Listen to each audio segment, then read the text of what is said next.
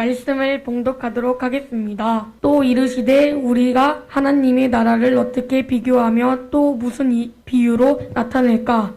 겨자씨 한 알과 같으니 땅에 심길 때에는 땅 위의 모든 씨보다 작은 것이로되 심긴 후에는 자라서 모든 풀보다 커지며 큰 가지를 내나니 공중의 새들이 그 그늘에 깃들일 만큼 되느니라. 아멘. 오늘 본문에서 예수님께서는 하나님 나라를 겨자씨에 비유하고 계십니다. 특별히 이 마가복음 4장 전체의 내용은 하나님 나라에 관한 이야기로 구성되어 있습니다. 오늘 본문에서도 예수님께서 말씀하시려고 하는 것이 무엇이냐면은 하나님 나라에 관한 이야기입니다. 그리고 이 겨자씨 비유에 관한 말씀은 오늘 본문뿐만 아니라 마태복음 13장에도 기록되어져 있고 누가복음 13장에도 찾아볼 수가 있는데, 여기서도 무엇을 예수님께서 말씀하시려고 하는 거냐면은 하나님 나라에 대해서 예수님께서 말씀하시고자 하는 의도가 있다라는 것입니다.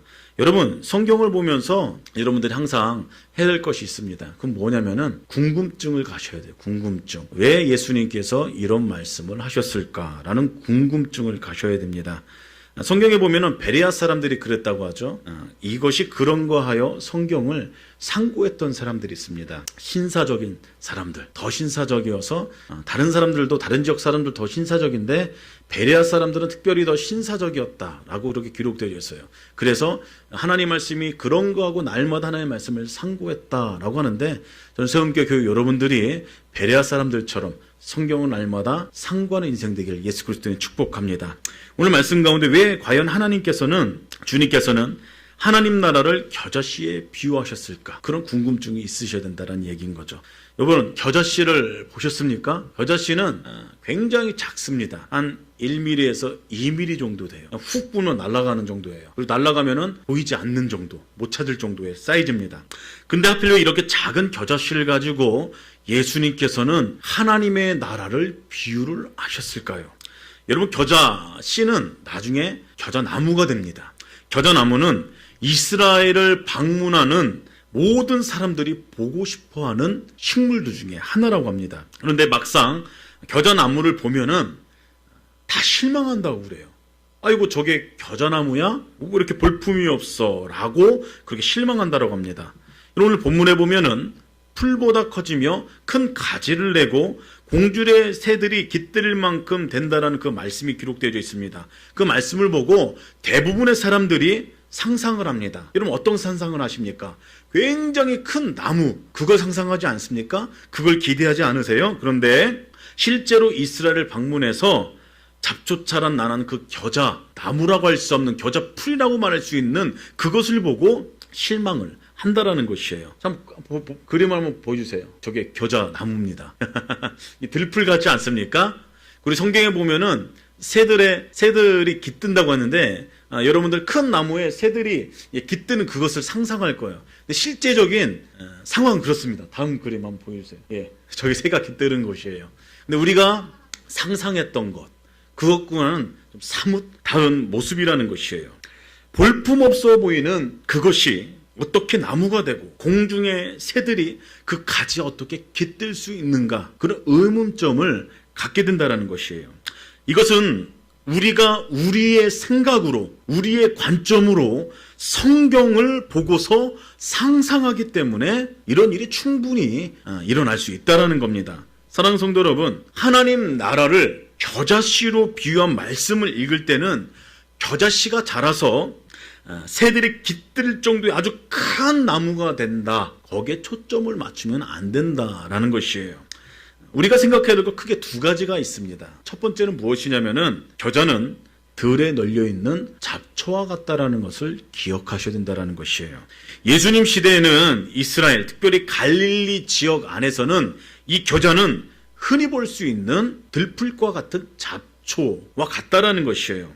그리고 비록 우리들의 시각으로는 풀 정도로 보이는데 유대인들의 시각, 히브리인들이 바라보는 시각은 겨자는 나무라는 사실을 기억해야 된다는 것입니다. 히브리인들은 나무와 풀을 정의하는 것이 좀 다릅니다.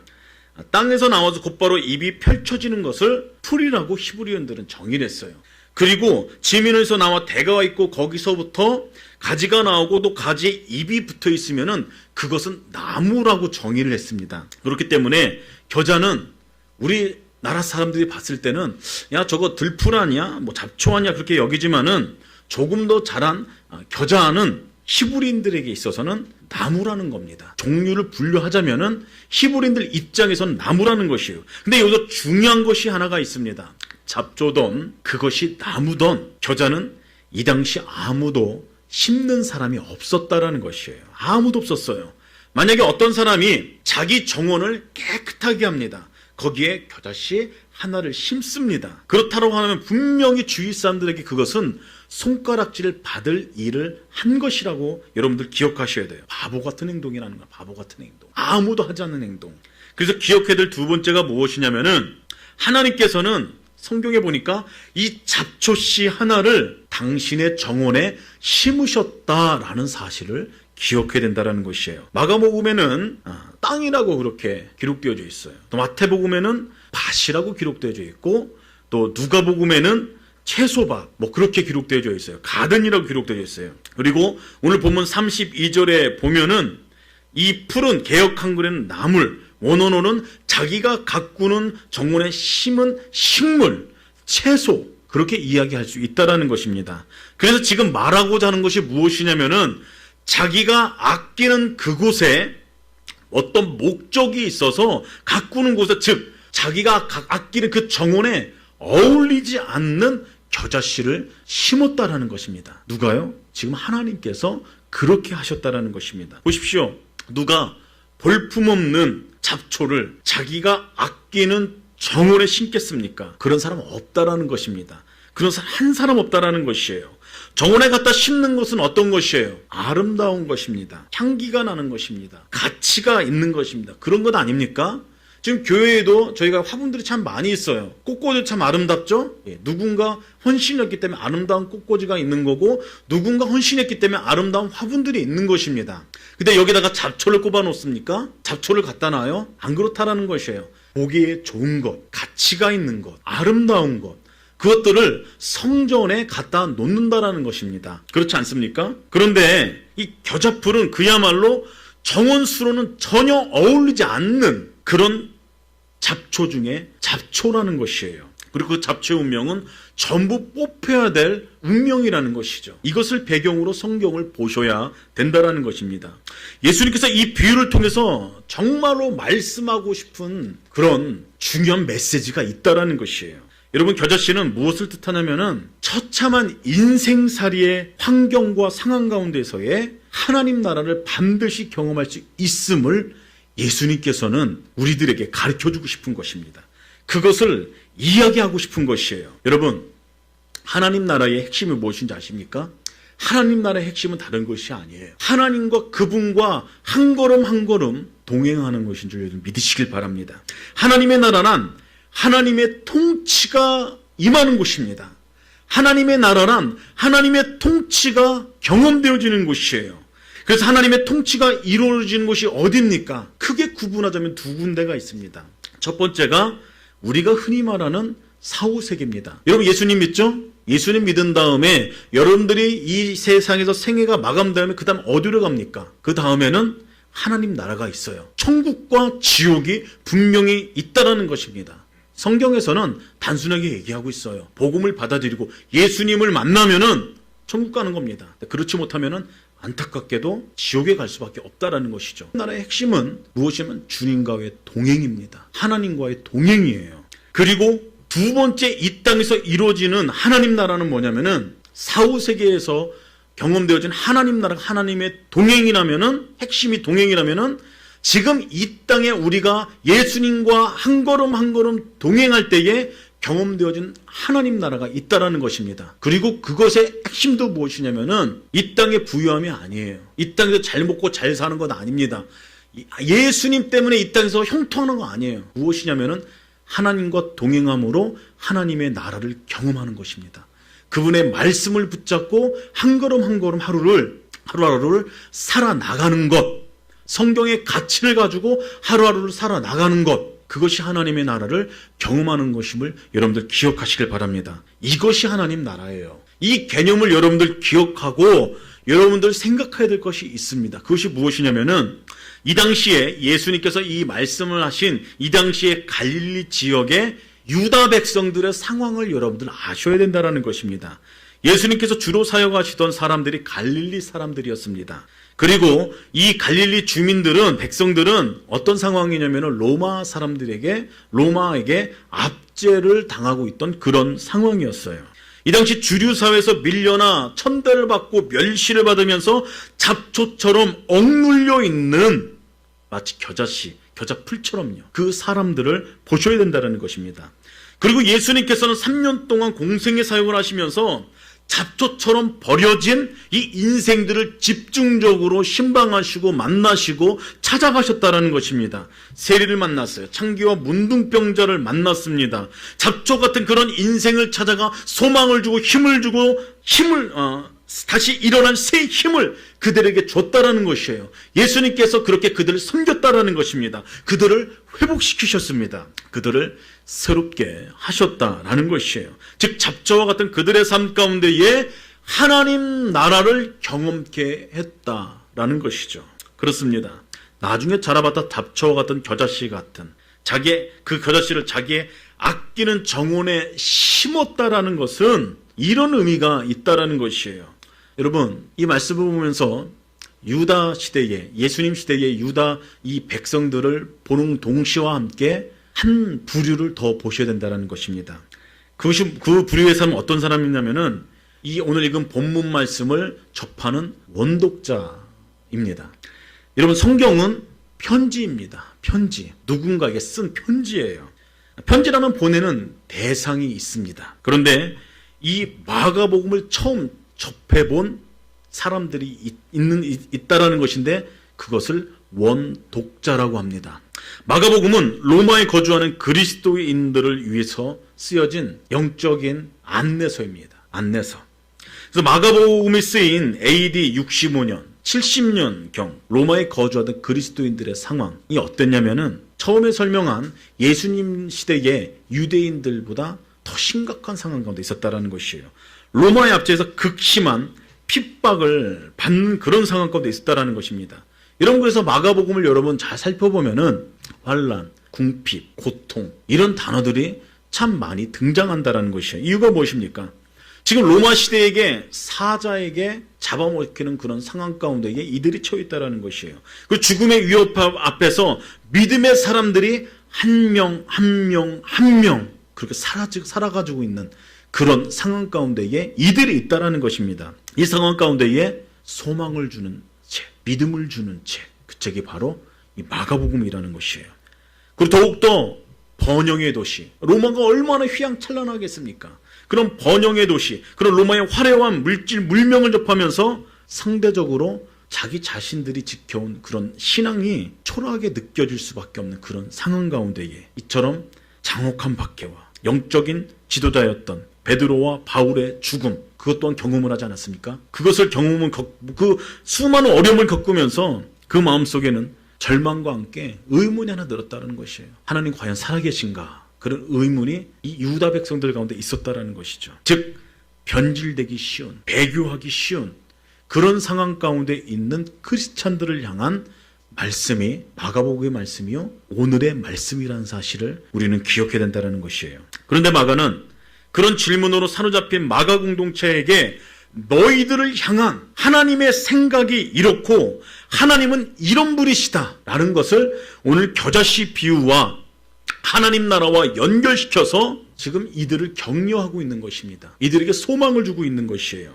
이런 배경으로 한 이 당시에 마가 공동체 사람들이 이 하나님의 뜻을 발견했다라면, 하나님의 마음을 알았다라면 얼마나 큰 위로와 격려가 되겠습니까? 그런 그들에게 간결하고 확신에 찬 이 마가를 통한 예수 그리스도의 이 말씀은, 이 메시지는 한 줄기 소망의 빛을 건네주는 그런 말씀이라는 것이에요. 뿐만 아닙니다. 오늘 우리들에게도 마찬가지라는 것이죠. 우리들은 어떻습니까? 이 시대 가운데 외로운 순례의 길을 걸어가고 있는 인생들 아닙니까? 그런 순례의 길을 걸어가고 있는 이 시대를 살아가는 성도들에게도 큰 위로와 큰 소망과 큰 격려를 주는 말씀이 마가복음의 말씀이요, 오늘 본문 말씀의 겨자씨의 비유라는 사실이라는 것이죠. 사랑하는 성도 여러분, 오늘 이 겨자씨의 비유의 말씀을 여러분 인생 가운데에 어떻게 적용하시겠습니까? 이 말씀을 어떻게 여러분 인생 가운데에 가져와 적용하시겠어요? 첫 번째는 여러분들이 어떠한 처참한 상황 가운데 있을지라도 하나님의 보호하심과 인도하심 가운데, 나는 하나님의 백성이고 하나님 나라를 경험한 백성이고 하나님의 통치 가운데, 하나님의 다스림 가운데 있는 사람이라는 것을 늘 선포하는 인생이 되어야 된다는 것이에요. 여러분, 지금까지 그렇게 살아오셨지만은 남은 여생도 그 하나님의 나라 가운데 거해 있는 나는 하나님의 백성이라는 사실을 기억하면서 그 하나님의 나라를 선포하는 인생이 되기를 예수 그리스도의 이름으로 축복합니다. 하나님의 사랑을 의심하지 말고 나는 하나님의 통치를 받아가면서 살아가는 하나님의 종이라는 사실을 잊으면 안 된다는 것이에요. 거룩한 하나님의 백성이라는 정체성을 날마다 가지고 하나님을 예배하고 하나님을 찬송하고 기도하고 기쁨으로 소망으로 살아가는 하나님의 백성이라고 날마다 선언하고 선포하십시오. 그렇게 살아가는 인생들에게 지금은 하나님께서 살아계기 위해서 우리를 보호하시고 인도하시는 분이십니다. 품어주세요. 함께 하십니다. 그렇기 때문에 여러분은 어떤 힘든 일이 있어도 좌절하지 마십시오. 낭망하지 마십시오. 어떤 일이 여러분들을 공격해도 절망하지 마십시오. 오히려 더 하나님의 나라를 선포하십시오. 나는 하나님의 통치를 받고 있다라고 선언하십시오. 그 어떤 것들이 나를 무너뜨릴 수 없다라고 여러분들 입술로 고백하십시오. 주님께 나아가십시오. 그렇다면 여러분, 주님께서는 여러분들 반드시 품어주십니다. 넘어져 있도록 자빠져 있도록 여러분들을 반드시 일으켜 주실 것입니다. 그 하나님을 기억하셔야 돼요. 그 하나님에 나가셔야 된다라는 것입니다. 두 번째로 적용할 것이 있습니다. 그것이 무엇이냐면은 참 급변하는 세상 속에서 우리는 살아가고 있습니다. 그 세상 속에서 우리가 과연 어떻게 믿음으로 반응할 것인가, 그것을 고민하셔야 된다는 것이에요. 마가복음에 쓰인 이 상황, AD 65년 70년, 이 당시에 로마에 거주하던 그리스도인은 로마의 심각한 핍박을 받으면서 죽음의 위협을 받으면서 또 번영한 그 로마의 화려한 문명을 보면서 상대적으로 그들의 신앙이 초라해질 수밖에 없는 그런 상황 가운데에 우리도 그런 모습이 동일하게 경험될 수 있을 수 있다는 것이에요. 여러분, 앞으로 다가올 시대는 4차 산업혁명 시대라고 합니다. 전기기관차와 전기와 인터넷을 거쳐서 앞으로 몇십 년 후에는 4차 산업혁명이 완수된다라고 그렇게 이야기하지 않습니까? 벌써 실현된 것도 있어요. 인공지능, 자율주행차, 계속 이야기가 나오지 않습니까? 냉동인간의 현실화, 유전자와 로봇의 학 분야들이 계속 발전됨으로 말미암아 앞으로 상상하지 못할 그런 일들이 우리 눈앞에 펼쳐진다라고 얘기해요. 인간의 복제나 수명 연장도 자유롭게 할 수 있을지도 그런 모르는 상황 가운데에 또 급변하는 시대에 우리가 살고 있지 않습니까? 실업, 자살, 신용불량, 빈부의 격차, 여기저기서 사람들의 정신과 영혼들을 짓누르는 그런 소식들이 들려온다라는 것이에요. 더구나 기독교의 평판은 땅을 치는 상황 아닙니까? 바닥을 치는 상황이에요. 여러분, 앞으로 한국교회도 유럽과 미국교회 절차를 따라가는 전망들을 많은 학자들이 그렇게 예견하고 있습니다. 그 속에서 크리스찬으로 살아가는 우리의 모습이 참 초라해 보일 수 있다는 것이에요. 연약해진 나의 자신, 낮아진 나의 자신과 무기력한 교회의 모습을 보면서 우리의 자존감이 깨어질 대로 깨어질 수 있다는 것이에요. 절망하기 충분한 상황. 여러분, 더구나 코로나19 때문에 얼마나 힘든 상황 가운데 있습니까? 너나 할 것 없이 많은 사람들이 이야기해요. 코로나19 때문에 또 다른 어떤 이제 방편이나 또 다른 어떤 방법을 교회가 대안을 제시하지 않으면은 교회는 소망이 없을 거다라고도 많은 사람들이 이야기를 하고 있지 않습니까? 그런 상황 가운데에 과연 성도들은 어떠한 인생을 살아가야 되는가? 여러분, 하나님께서는 이 겨자씨의 비유로 우리들에게 분명하게 말씀하고 있다는 사실을 기억하셔야 됩니다.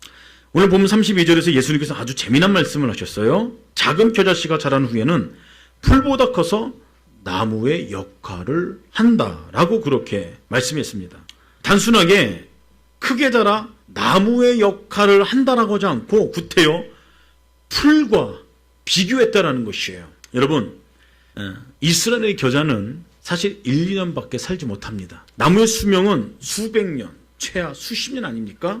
엄격히 말해서 자라봤자 풀이나 채소와 같은 겨자이지만은 나무와 같은 똑같은 그런 역할을 하게 될 것이다. 지금 예수님께서 그렇게 말씀하고 계시는 거예요. 무슨 얘기냐면은 하나님께서는 보잘것없는 자도 들어 쓰셔서 당신의 위대하고 고귀한 일을 맡기고 열매를 맺게 한 그런 일들을, 연약한 우리들을 하나님께서 우리들을 사용하셔서 하나님께서 그런 일을 행하시겠다라는 것입니다. 여러분, 우리들의 본성이나 능력으로는 보십시오. 겨자와 같은 인생입니다. 도저히 나무가 될 수 없는 그런 인생들이에요.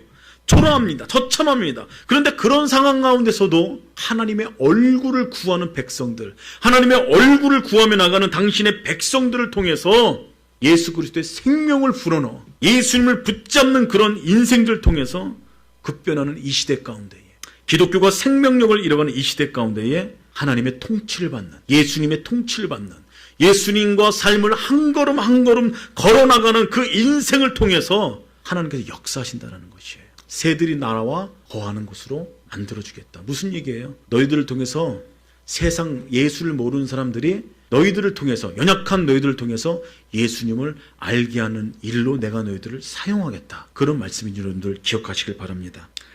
하나님을 모르는 자들이 우리 안에 거하는 예수님을 그 빛을 보고 찾아오게 만들어주겠다. 너희들은 겨자씨와 같이 연약한 자이다. 그러나 내가 큰 나무처럼 너희들을 내가 그렇게 사용할 것이다. 그렇게 하나님께서 말씀하는 것입니다. 그렇습니다. 하나님께서는 약한 자들에게 관심을 가지고 계세요. 관심을 가지실 뿐만 아니라 오히려 그 약한 자들을 들어 사용하시는 분이라는 것을 여러분들 기억하시길 바랍니다. 심지어 자신이 강하다고 자부한 사람들조차도 무릎 꿇게 합니다. 연약하게 만듭니다. 겸손하게 만듭니다. 그래서 하나님의 능력에 붙잡힌 그런 인생으로 삶을 바꿔버린다는 것이에요. 하나님께서 그렇게 우리들을 사용한다는 것이에요. 여러분, 하나님을 의지하십시오. 하나님께 나아가십시오. 내가 약할 때 하나님께서 강함을 주시는 분이십니다. 이것이 우리의 고백이요, 우리의 간증이 되어야 한다라는 것이에요. 여러분, 세상의 눈으로 보면 예수님의 제자들은 보잘것없는 인생이었어요. 예수님은 그 약한 제자들을 통해서 전 세계의 복음을 전하는 그런 초석으로 그들을 사용했습니다. 그리고 땅끝까지 교회를 세운 일을 그들을 통해서 하나님 그 일을 시작하셨다는 것이에요. 하나님께서는 그것을 기대하셨어요. 약한 제자들이 철저히 하나님의 의지하는 법을 배워 겨자씨 같은 인생이지만은 그들을 통해서 하나님 나라가 확장되어지는 것, 그들을 통해서 새들이 겨자씨와 같은 그 나무 가운데 들어와 나무의 역할을 하는 그런 모습을 감당하길 하나님께서는 원하셨다라는 것이죠. 저는 세움교회 교회 공동체 여러분들이 그런 인생으로 살아나가기를 예수 그리스도의 이름으로 축복합니다. 세움교회가 앞으로 이 지역사회 가운데에 그런 교회가 되기를 예수 그리스도의 이름으로 축복합니다. 하나님 나라의 비밀은 다른 것이 아닙니다.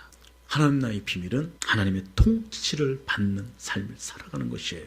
그런 통치 가운데 있는 사람은 비록 겨자씨와 같은 보잘것없는 인생일지라도 반드시 하나님에 붙들려서 쓰임받는다는 사실을 기억하면서 하나님께서 주신 이 거룩한 주일도 또 한 주간도 그 소망 가운데 살아가는 세움교회 교우 여러분들이 다 되기를, 일평생 하나님의 통치를 받으며 생명력을 흘리며 살아가는 여러분들의 일생이 되기를 예수 그리스도의 이름으로